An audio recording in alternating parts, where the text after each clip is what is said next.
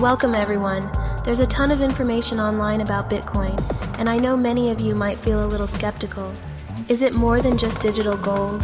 Does it actually have a use in the real world? These are the questions we're diving into today.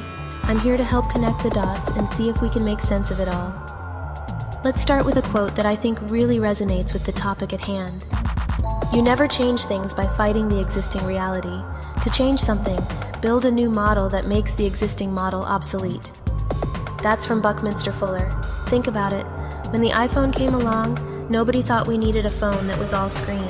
Until suddenly, we couldn't imagine life without one. Could Bitcoin be that kind of game changer for our entire financial system?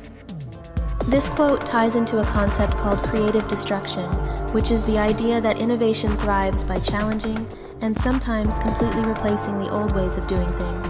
It's a natural cycle of capitalism. But here's the thing. Over the past few decades, policymakers have tried to prevent failures in the economy, effectively pausing this natural cycle. While this may seem like a short-term solution, it could be setting the stage for a much larger problem, a system-level failure. Yes, I'm talking about the potential collapse of the monetary system as we know it. Let me explain. Technology is constantly advancing, making things cheaper and more efficient. This naturally leads to deflation, prices going down. However, our current financial system, which relies on fiat currency, needs inflation to survive. This creates a fundamental clash. On one side, you have technology pushing prices down. On the other, you have the system desperately trying to keep prices up. This is where the manipulation of interest rates comes into play. It's a constant struggle to maintain the illusion of stability. Watching central banks manipulate interest rates for years has been concerning. It feels like they're breaking the fundamental rules of capitalism, socializing losses and bailing out companies that arguably should fail. This distorts the natural incentives of the market. Businesses aren't rewarded for being innovative or efficient. Instead, they're rewarded for taking bigger and bigger risks, knowing they'll be bailed out if things go south. So where does Bitcoin fit into all of this? It's clear we're heading toward more government control, not less, especially with the rise of digital currencies designed to suppress anything that challenges the system. And this is where Bitcoin comes in as the challenger.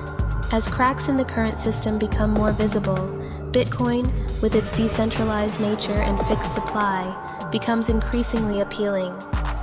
It's almost like a David and Goliath scenario, a small decentralized technology going up against a massive, entrenched system.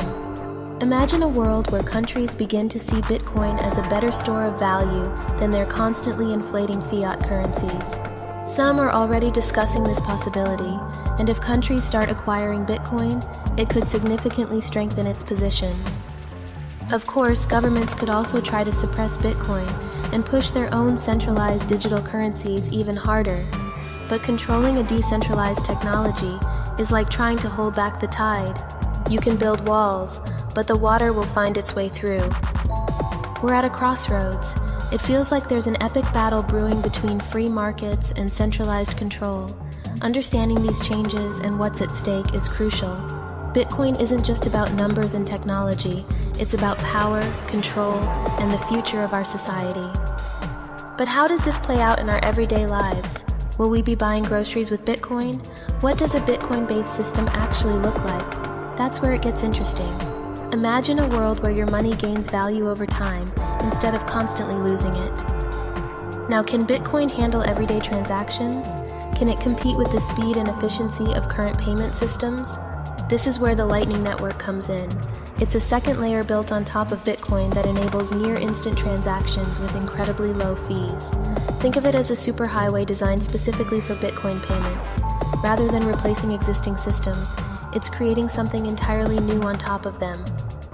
Beyond payments, there's the concept of sidechains, like the Liquid Network and Rootstock. These are parallel blockchains linked to the main Bitcoin network, allowing developers to create new features without overloading the primary system. For example, Rootstock brings smart contracts to Bitcoin, enabling things like Bitcoin-backed loans and decentralized exchanges. But what about Bitcoin's volatility? It's true that the price can swing dramatically. However, remember that Bitcoin is still young. As adoption grows and the market matures, these price swings are likely to stabilize, just as with any new technology finding its footing. Now you might wonder, what about all the other cryptocurrencies out there? Is Bitcoin the only game in town? It's a valid question. Some cryptocurrencies, like Bitcoin, focus on being a store of value, digital gold, if you will. Others, like Ethereum, are platforms for building decentralized applications.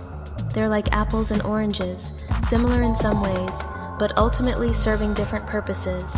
And it's not always a competition. In the future, we might see collaboration between these technologies, creating a diverse ecosystem. Beyond its use as a currency or store of value, Bitcoin and blockchain technology have profound implications for securing our digital infrastructure. The decentralized and immutable nature of blockchain makes it incredibly resilient to attacks. Unlike centralized systems, where a single point of failure can compromise entire networks, a blockchain operates across thousands of nodes, making it virtually impossible for bad actors to alter or disrupt the system. This has the potential to revolutionize areas like cybersecurity, supply chain management, and even voting systems by providing a transparent and tamper-proof ledger. Imagine a world where data breaches are a thing of the past, because critical information is stored on a secure, decentralized network rather than vulnerable centralized servers. We're just at the beginning of exploring what's possible. Imagine a world where you can easily transfer value between blockchains or use Bitcoin to access decentralized applications. It's like the early days of the internet. Who could have imagined then all the things we'd be doing online today? Finally, let's consider the societal impact of Bitcoin. It has the potential to fundamentally change our values. Today, we're stuck in a cycle of chasing money that loses value over time. But imagine a world where your money holds its value. People wouldn't need to work as much just to survive. They could focus on their passions, communities, and personal growth. Bitcoin offers a glimpse into a world where we're no longer slaves to a broken financial system. It's not just about money, it's about the future of society. So what are the key takeaways? First, we're still early in this journey. Second, don't underestimate the power of ideas. And finally, technology is a tool. We must use it to build a world we want to live in. Thank you for joining me on this deep dive. There's so much more to learn and explore. Let's keep pushing boundaries together. The future is in our hands, and it's going to be amazing.